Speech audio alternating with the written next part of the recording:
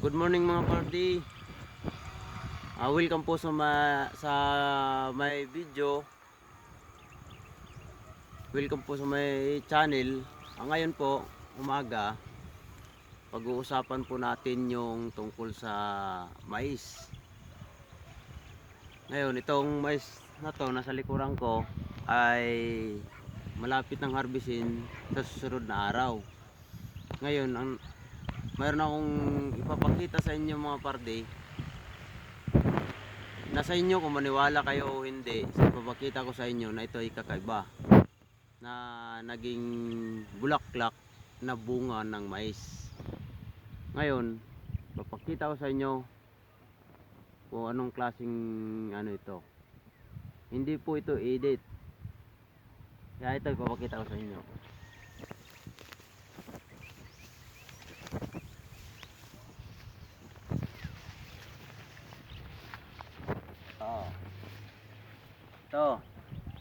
Ito siya mga party.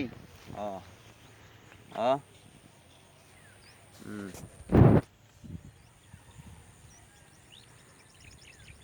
Ano mo, yung mo parang. Yan, ito siya. Oh, mais. Kakaiba siya sa bunga.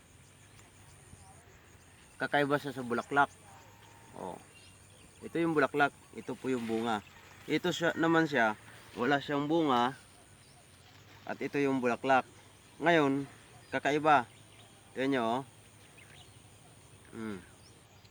First time din akong nakakita ng bunga na ito.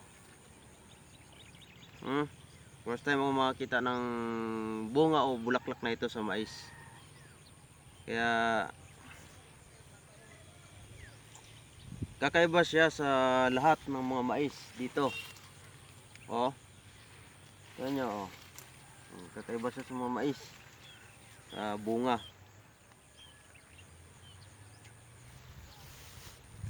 Kaya